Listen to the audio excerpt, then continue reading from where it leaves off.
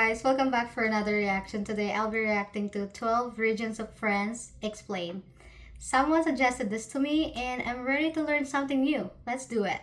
One of the most recurring comments that we get from French people is that Paris is not France. And this is so true. There's so much more to France than just Paris, the French Riviera, and Normandy. From the pink granite cliffs of Bretagne to the volcanic region of Auvergne to the medieval fortress of Carcassonne, there's so much more to France than you can imagine, and you need to know about it. So in this video, we're going to tell you about the 12 regions of France, what there is to do there, what there is to see, and especially what you should eat and drink when you're there.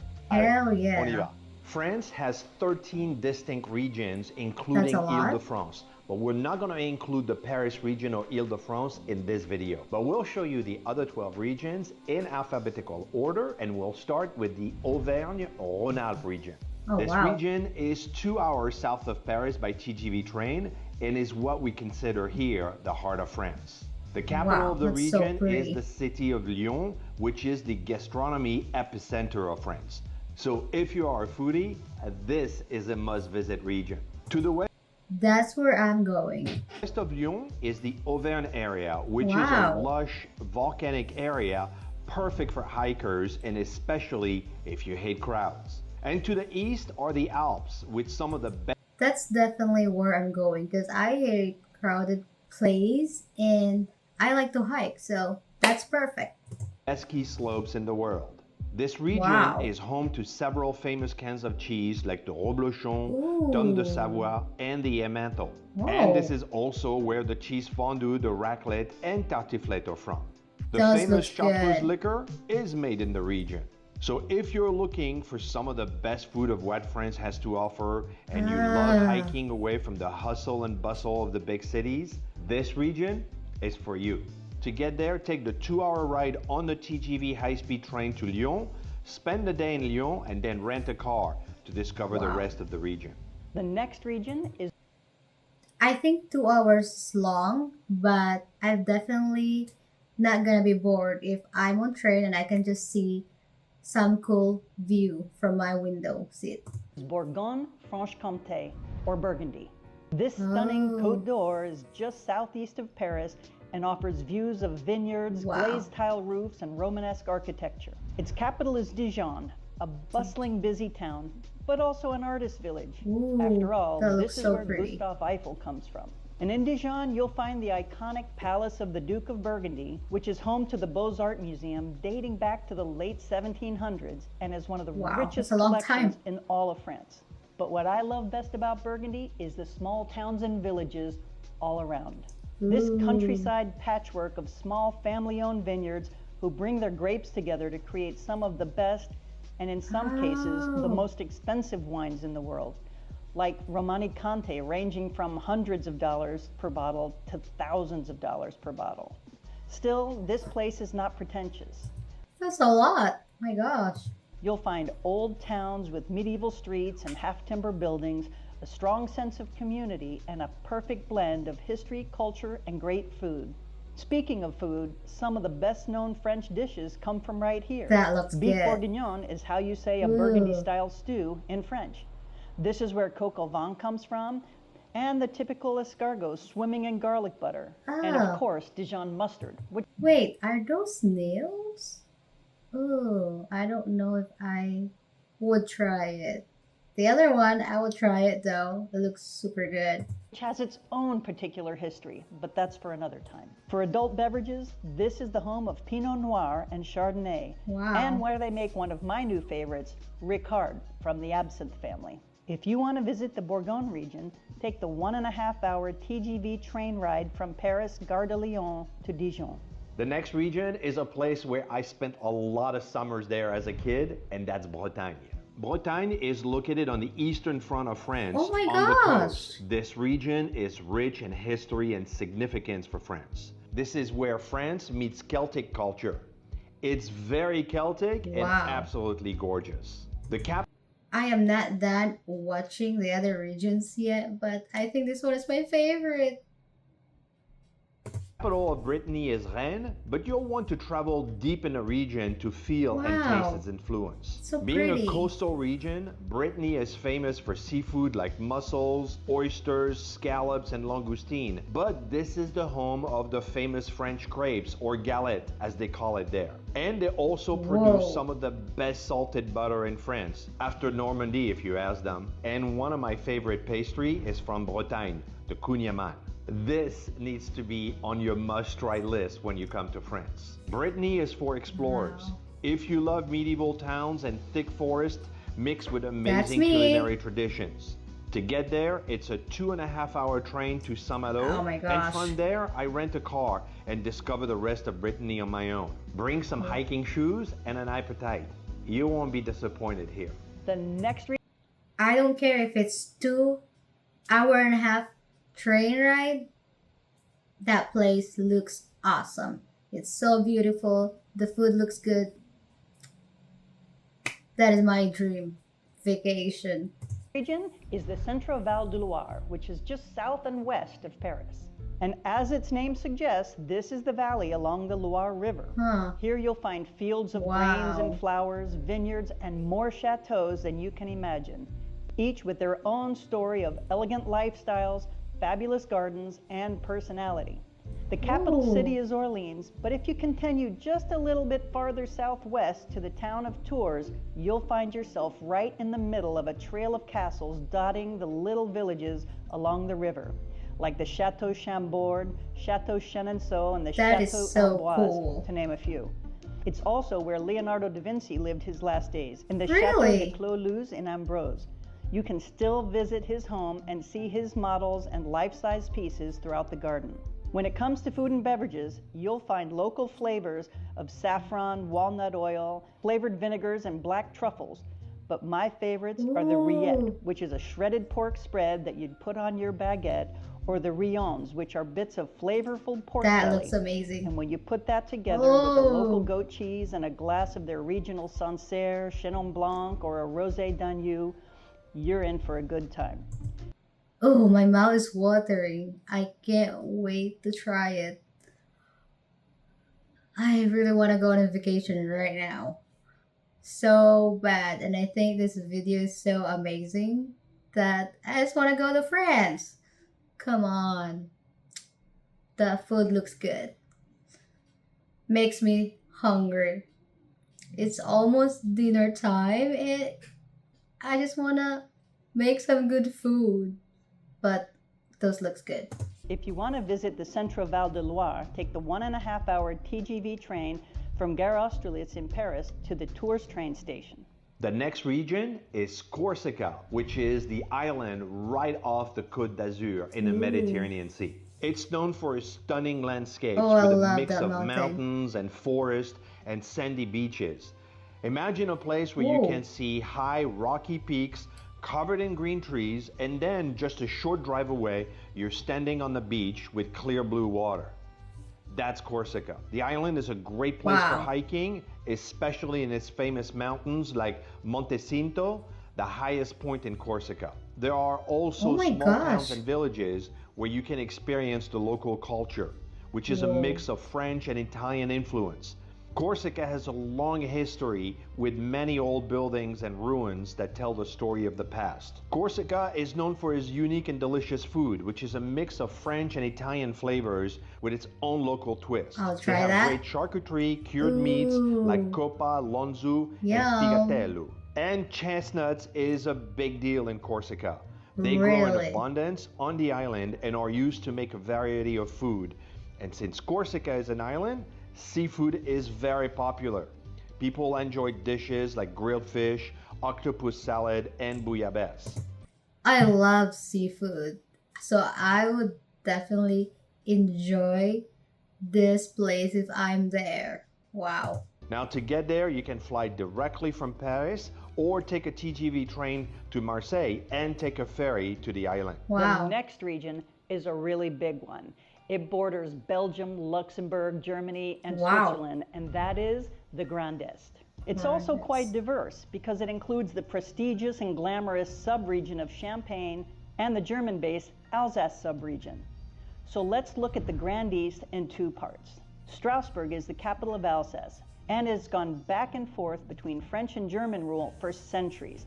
And you can really feel the German influence in the way the language is spoken and with words that you see on signs and menus.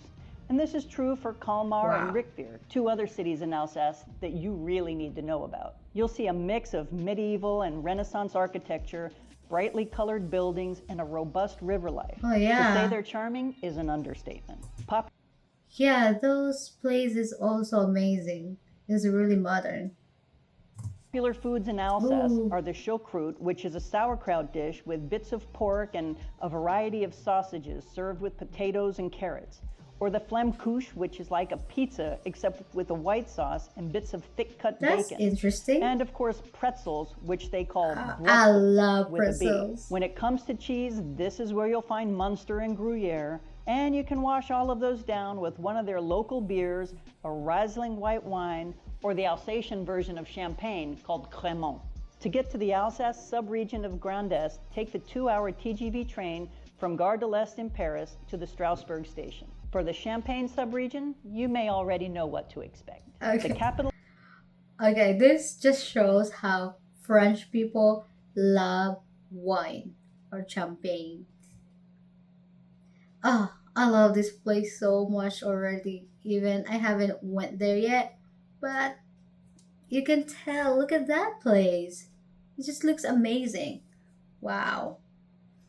All I can say is wow, wow, and wow. It's just so pretty in there. Gosh. The city is Reims, and they say this is where men go to become kings. Since 816 AD, Oh my gosh, look at that 33 one. of them were coronated here, Wow. starting with the son of Charlemagne. This is a regal place surrounded by vineyards producing the king of wines.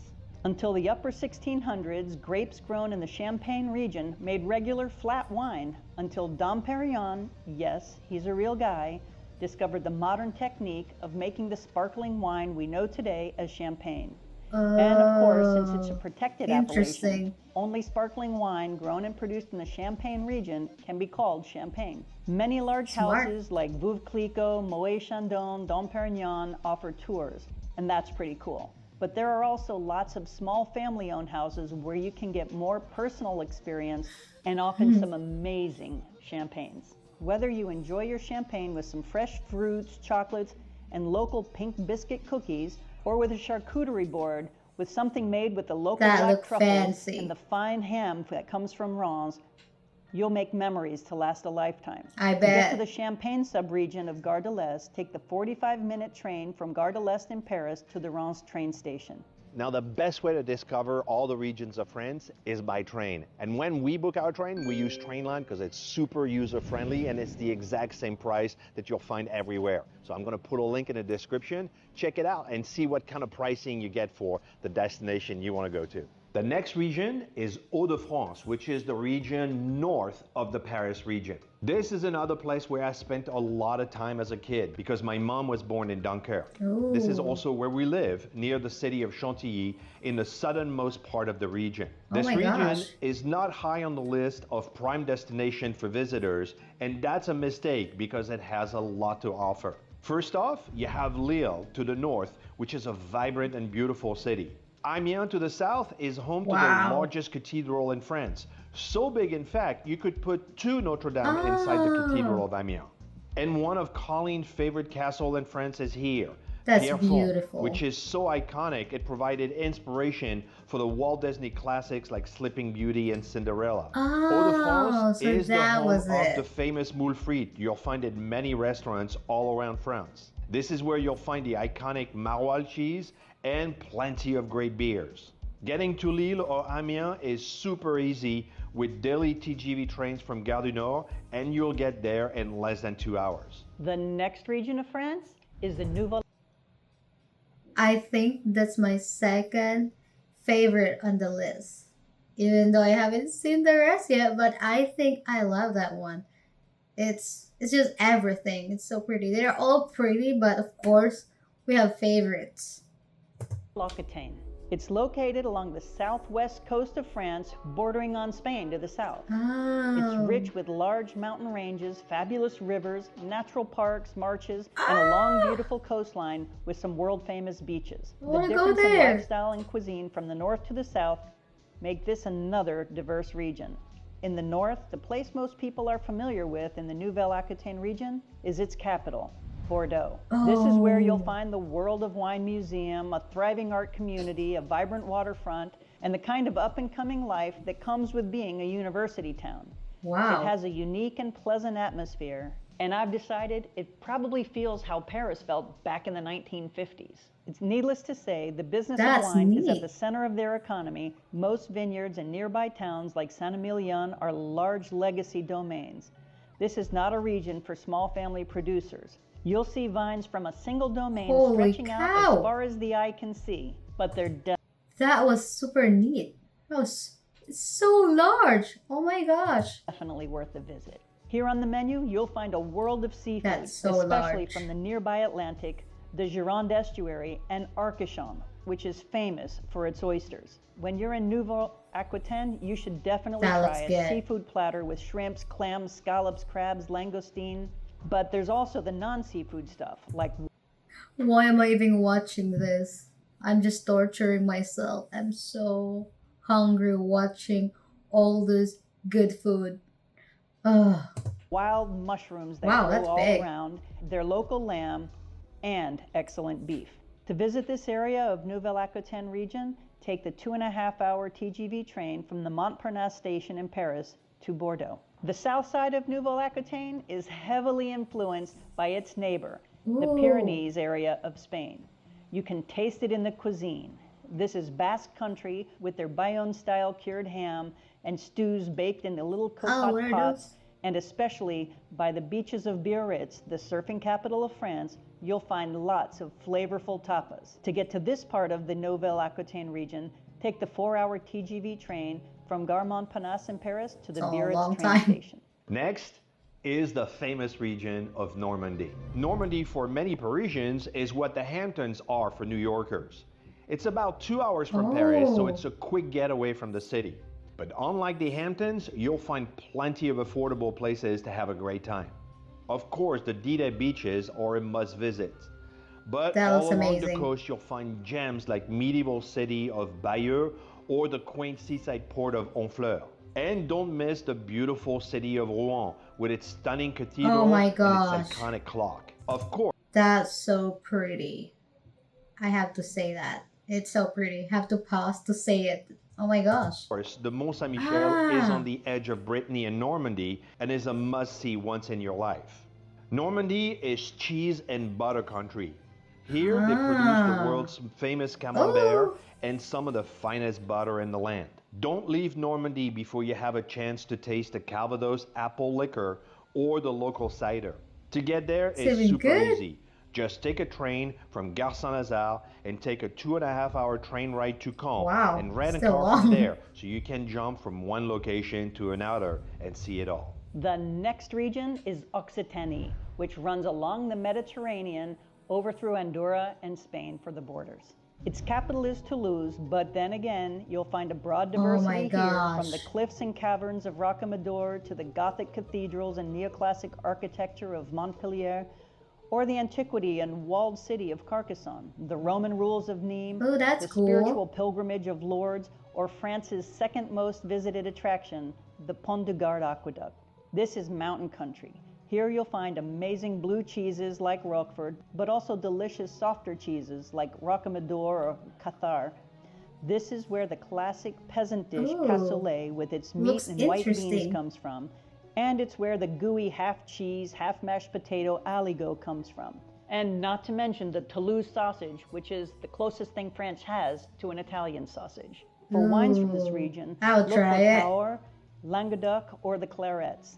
To visit the Occitanie region, take the 4-hour TGV train from Gare Montparnasse to Toulouse. Next is the Pays de la Loire, which is just south of Brittany. It's a great place to visit if you love castles, rivers, and beautiful landscapes. Wait, I think this is my third favorite on the list.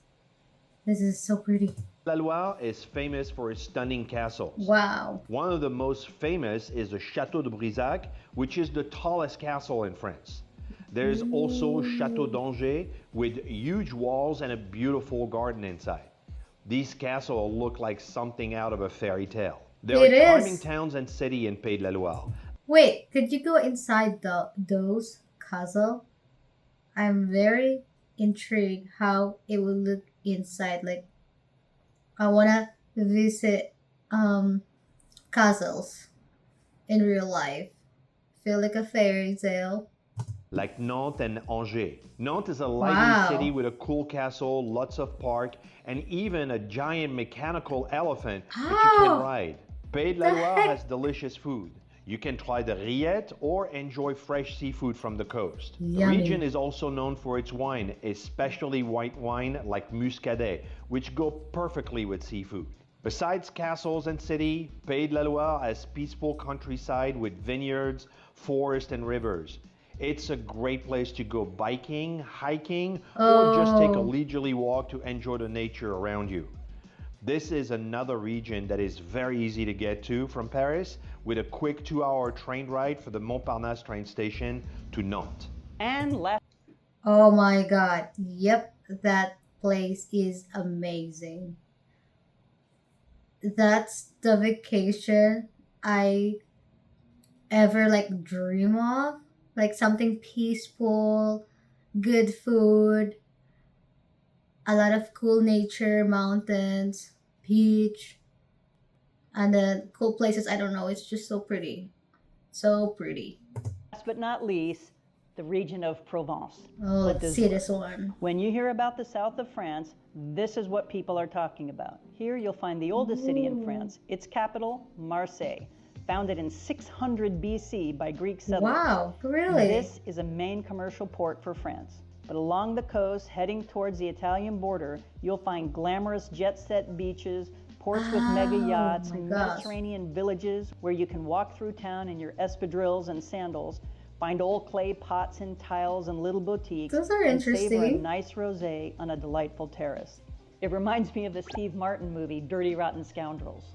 Then again, just northwest of Marseille, you'll find the small provincial town of Aix-en-Provence, or the Roman ruins of Arles, or the Palace of the Popes in Avignon.